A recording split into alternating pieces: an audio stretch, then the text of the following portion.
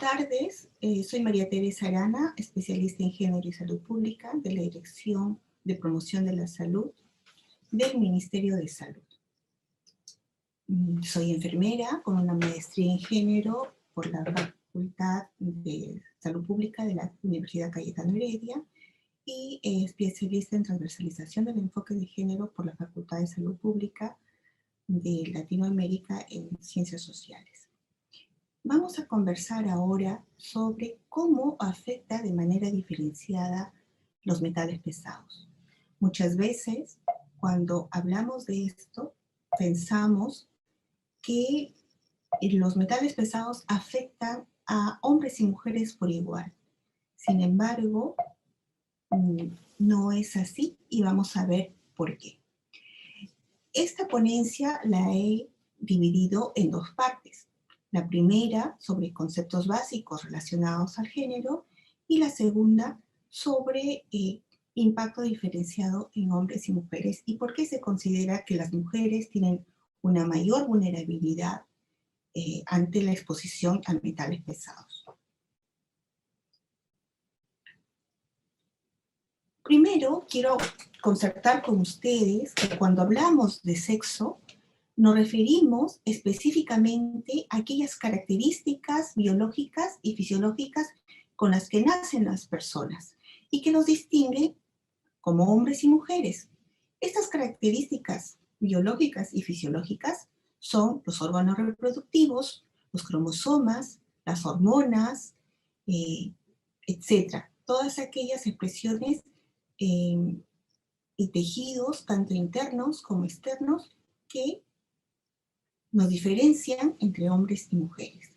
Pero cuando hablamos de género, hablamos de los roles, las relaciones, las responsabilidades, los valores, las actitudes y las formas en que se ejerce el poder, en que se toman las decisiones. Y esto no es genético, no se nace con un género asignado, sino que se construye socialmente, se socializa en este ambiente. Por ello se dice que el género se aprende.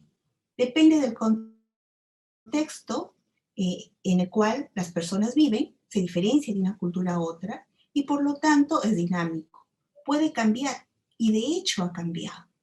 Por ejemplo, hace 50 años o 100 años, las mujeres no podían votar. Las mujeres analfabetas recién han tenido derecho al voto en el año 79. Tampoco tenían derecho a salir sin el permiso de su esposo, de su pareja. No tenían derecho a decidir dónde vivir, sino eso era una atribución únicamente de los hombres. No tenían derecho a la educación, no podían acceder a la educación. Es recién hace 50 años cuando, por ejemplo, hay una primera mujer que estudia medicina en nuestro país. Entonces, esos son, como vemos, esos roles de que la mujer no es para la escuela y es para la casa, o es para la casa y no para la calle, son lo que se denomina estereotipos de género. Y se aprende, es dinámico y cambia con el tiempo. Cambia con el tiempo y está relacionado al ejercicio y reconocimiento de las mujeres con igual pie de igualdad que los hombres. Es más, ¿por qué trabajamos el tema de género en salud? Porque las inequidades de género llevan a desmejorar o van en contra de la calidad de vida y por lo tanto de la salud de las personas. Hay un término que se utiliza mucho, que es el rol de género. Como les decía, es una construcción social y que asigna a las mujeres y a su familia constantemente, muchas veces desde el uso del tipo de ropa, y en el tema ambiental, esto atribuye funciones en la familia. Por ejemplo, el abastecimiento de agua para el consumo en la casa, para la higiene, para lavarse las manos, para la elaboración de alimentos. Cuando el rol de género no se cumple, ¿no?, debido a la exposición a metales pesados, en las investigaciones que he realizado al respecto, he podido encontrar que esto genera mucha angustia en las mujeres, ¿no? Cuestiona su ser mujer y además la conlleva a que se desarrolle, se desempeñe en otros espacios sociales y comunitarios. Uno de ellos, por ejemplo, es la defensa del medio ambiente. Otro de ellos son actuar como agentes comunitarios de salud o tener la necesidad de conocer más sobre el medio ambiente para poder cubrir las necesidades de cuidado, no solo de ella, sino de la familia y de la comunidad. A nivel mundial tenemos un marco normativo al respecto. Y los organismos internacionales como la Organización Mundial de la Salud y la Organización Panamericana de Salud, el Fondo de Población de las Naciones Unidas y el Fondo de Población para la Infancia, así como la Conferencia Internacional sobre Población y Desarrollo, desarrollada en el año 94, la Conferencia Mundial sobre la Mujer del año 95, la Quinta Conferencia Mundial de Prevención y Promoción de la Salud, y de manera concreta, en cuanto a metales pesados se refiere el Convenio de Minamata, establecen que hay eventos que afectan de manera negativa en toda la población, pero lo hacen de manera especial y diferente en las mujeres.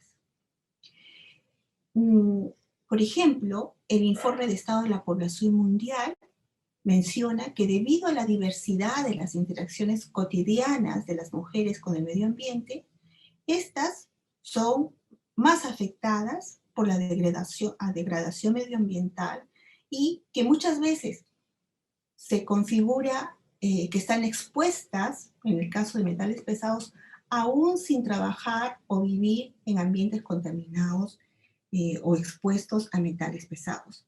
Así tenemos, por ejemplo, que las mujeres de Pasco que no estaban trabajando en la mina, o las mujeres del Callao que no estaban trabajando en trabajos mineros que los exponía al plomo, se veían afectadas con el tema de plomo, con ese metal pesado. ¿Por qué? Porque muchas veces sus parejas llevaban la ropa del trabajo para que ellas las laven, y por este rol de género, que las mujeres son las que lavan la ropa, se contaminaban o se exponían a este metal pesado, ¿no?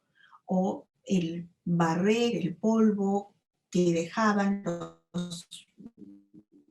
los carros, los no contenedores, cuando no tenían la protección en la zona del Callao. Esto llevaba a que levantaran el polvo al momento de barrer y se contaminaran, se expusieran a la contaminación con metales pesados. Como les mencionaba, tenemos compromisos de política intersectorial también que hacen referencia a la mayor vulnerabilidad de las mujeres.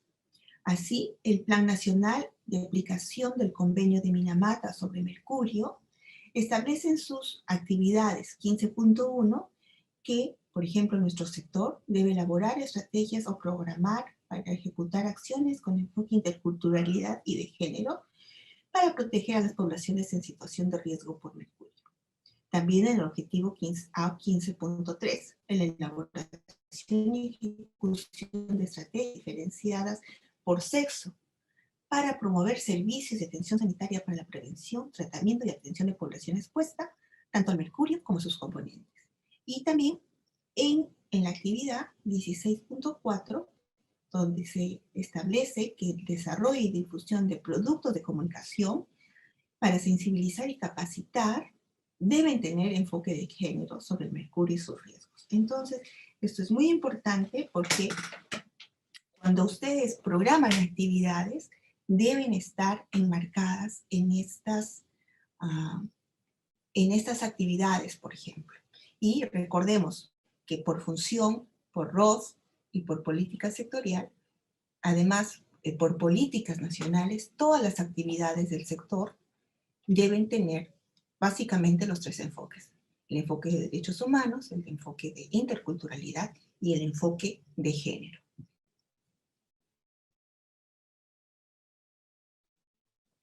Mirando desde el enfoque de género, cómo se afecta la salud de las mujeres, especialmente de las que viven en sectores pobres. Por ejemplo, hay riesgos laborales para las mujeres. Cuando ellas cocinan con leña o con querosene, les afecta a su sistema respiratorio porque están contaminándose con humo, les produce tos, puede producir anormalidades respiratorias o tener efectos negativos en el desarrollo fetal cuando están gestando. Los problemas respiratorios son la primera causa de morbilidad en las mujeres.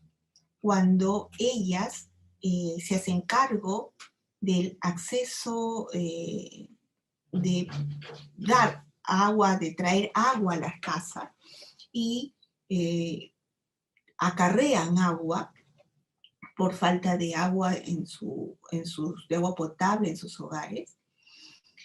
Entonces, esta falta de agua trae contagio para los alimentos, puede traerles enfermedades respiratorias y sus secuelas, y enfermedades infecciosas y diarreicas, que es la segunda causa de morbilidad. Pero cuando están expuestas a la preparación de alimentos en cocinas abiertas o a leños o fogatas, también tienen otros problemas como son en el sistema musculoesquelético, en las piernas, caderas y hombros adoloridos o heridos, o estar expuestas al riesgo de quemaduras, y es la quinta causa de morbilidad.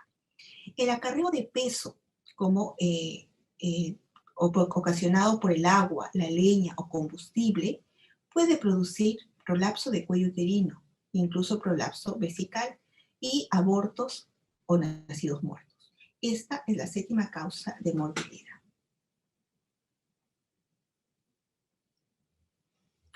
Además, cuando están expuestas a metales pesados como el cianuro, puede producirles muerte, envenenamiento, atravesar la barrera placentaria, pasar a la leche materna y ocasionar abortos con excesiva pérdida de sangre y producir anemia. El arsénico produce bajo peso al nacer, malformaciones congénitas y muerte fetal. Además, también puede atravesar la barrera placentaria y se ha identificado incluso en la leche materna.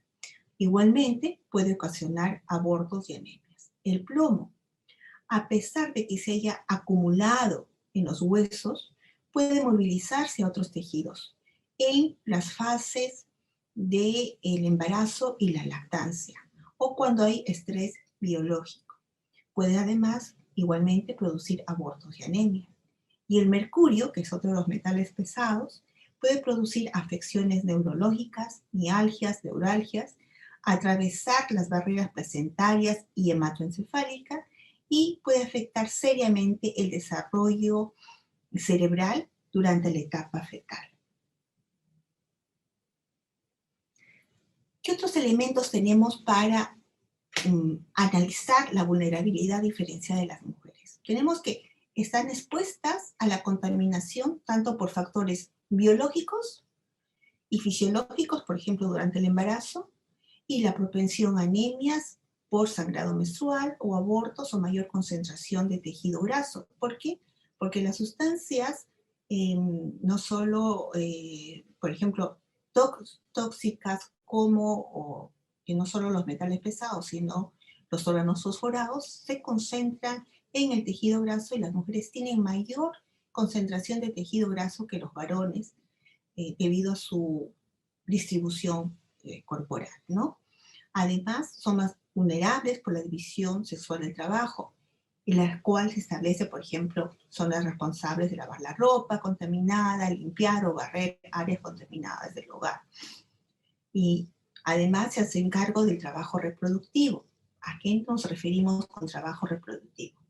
No es la reproducción fisiológica, biológica, sino el trabajo reproductivo se refiere al cuidado, alimentar a otros, y cuidar de la salud de otros, ¿no? De la familia, de la comunidad. Y esto es debido a los roles de género que se establecen, ¿no? De los cuales hemos hablado. En las zonas rurales, además, estamos viendo que hay una feminización de la agricultura. Es decir,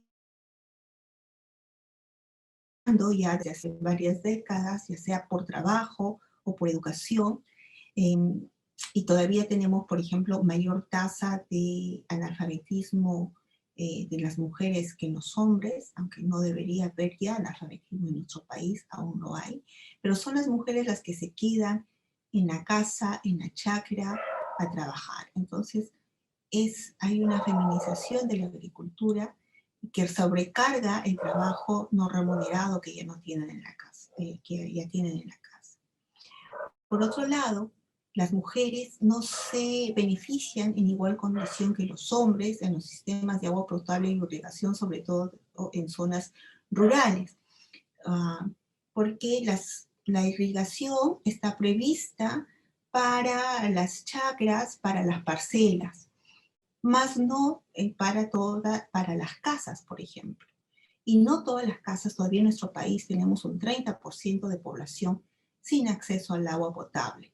Y ellas son las que tienen que cargar desde los puquios, desde las lagunas, desde los ríos o desde las quebradas para llevar. Y ese acarreo de agua son 2 o 3 veces al día, ¿no?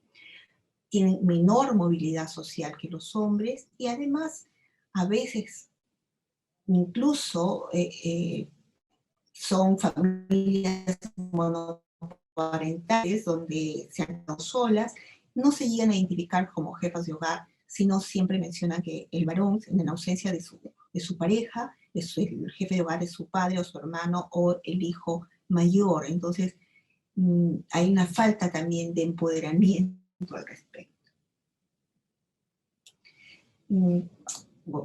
Estas actividades, estas acciones conllevan pues que las mujeres tengan una vulnerabilidad, como se mencionaba, biológica, pero también una vulnerabilidad social que aumenta su exposición, que aumenta su situación de vulnerabilidad ante la exposición a metales pesados. ¿Qué pasa con las mujeres que viven en contextos de exposición a metales pesados? Las investigaciones realizadas al respecto mencionan que ellas identifican que hay un deterioro de su salud.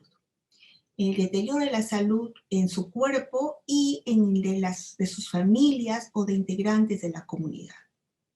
Identifican también que aumentan los conflictos en la comunidad y también la violencia doméstica, que se produce inestabilidad familiar porque hay mucha inseguridad, porque hay temor a la pérdida de trabajo, a su trabajo, si es que cuestionan o hablan de que hay contaminación ambiental. Se muestran que hay mucha inquietud y zozobra por la pérdida de producción de sus cultivos de autosostenimiento, como son la agricultura y la actividad pecuaria para su autosostenimiento. Y una cosa también que es la pérdida de acceso a plantas medicinales, porque muchas de las plantas medicinales, sobre todo en la zona de la sierra, se dan en las zonas altas, lo que se denominan las halcas, y si en estas se asienta, por ejemplo, una empresa, ya no es un área donde puedan ingresar a recoger estas plantas medicinales, entonces se pierde también ese conocimiento ancestral y hay mucha incertidumbre, inquietud, y ya no tienen los elementos para poder curarse de las enfermedades que tienen, ¿no? Y por otro lado, hay mucha tristeza. Tristeza ante estas representaciones sociales que se presentan tristeza por la violencia que pueden generar los conflictos socioambientales y la represión que puedan tener al respecto, ¿no? Y además por la pérdida de seres queridos directamente, sus hijos, sus esposos o familiares o personas de la comunidad. Entonces, expresan su preocupación, ¿no? Y lo que es redundante es pérdida de cultivos.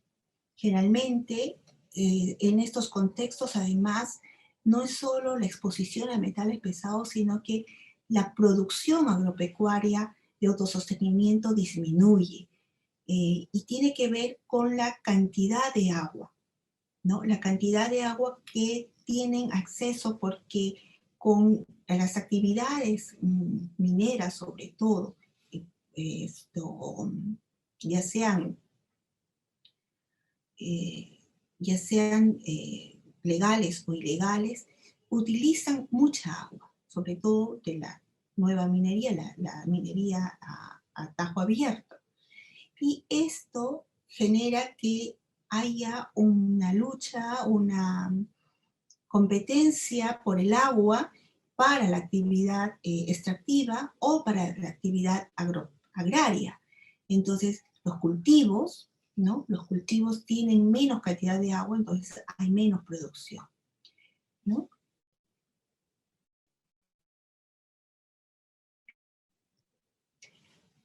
Cuando las mujeres se sienten afectadas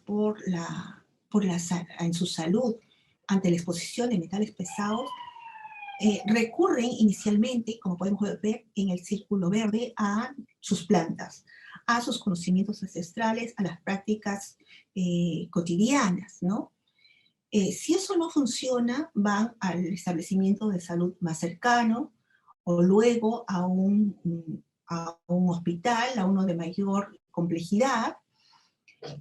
Cuando en los hospitales públicos no hay solución a estas manifestaciones, acuden a los servicios de salud particulares y generalmente, como sabemos, como trabajadores de salud, que sabemos que la exposición a metales pesados, sea crónica o aguda, esto tiene un tratamiento muy largo, entonces vuelven a sus plantas, no encuentran solución, reclaman a las empresas, vuelven a los hospitales van, los refieren a otros de mayor complejidad, y tenemos ahí una sensación de que es como un juego de carambola, ¿no?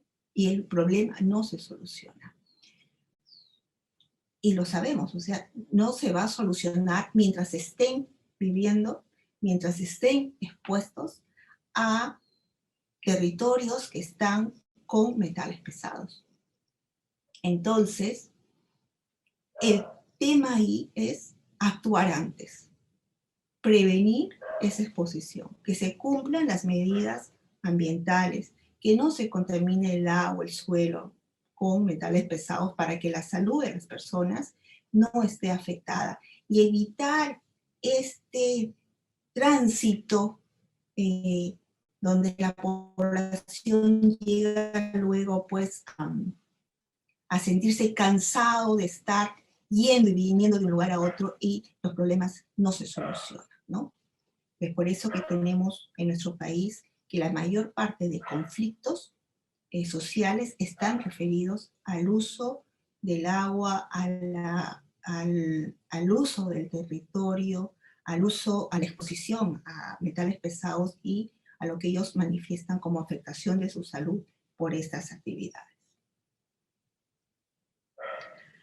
Cuando miramos desde el enfoque de género, cómo se presenta además, el enfoque de género nos ayuda a complejizar y mirar que cuando una mujer o un hombre que es de una zona que es pobre y además es de una zona rural, pero además es analfabeto y puede ser transexual o una mujer trans y está en la edad reproductiva y es indígena o afrodescendiente y no conoce el castellano, o ya lo hemos visto, hay mucho racismo en nuestro país por la forma de hablar y además puede tener algún tipo de discapacidad, la desigualdad y la exclusión es mayor. Es lo que se menciona como la interseccionalidad de las desigualdades y la exclusión. Entonces, al diseñar nuestras intervenciones, no tienen que ser ciegas a estas diferencias, sino tienen que ser pensadas en todas estas características para que tengamos políticas e intervenciones inclusivas y mucho más efectivas. Para trabajar el enfoque de género en salud, yo les voy a dejar brevemente 5 tips cuando decimos cómo trabajamos el enfoque de género entonces en metales pesados.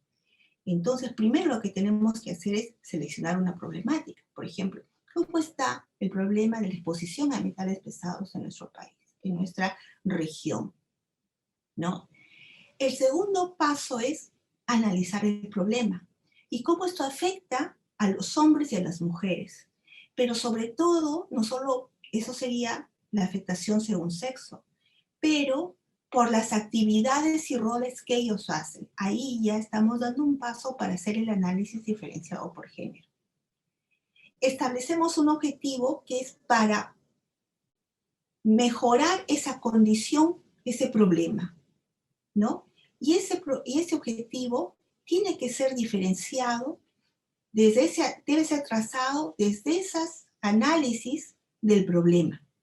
Desde ese análisis del problema que nos dice que hay una diferencia. Entonces tendríamos que tener un objetivo para hombres y un objetivo para mujeres si el problema afecta de manera distinta.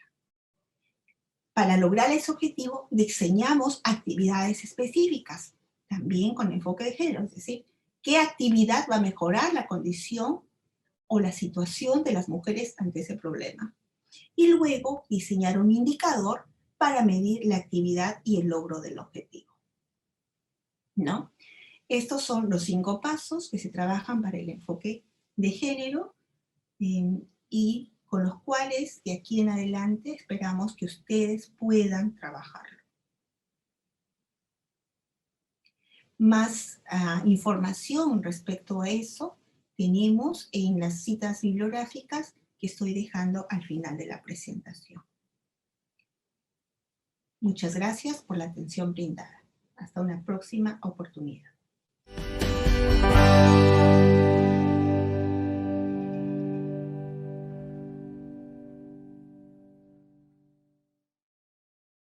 Bicentenario del Perú. Gobierno del Perú.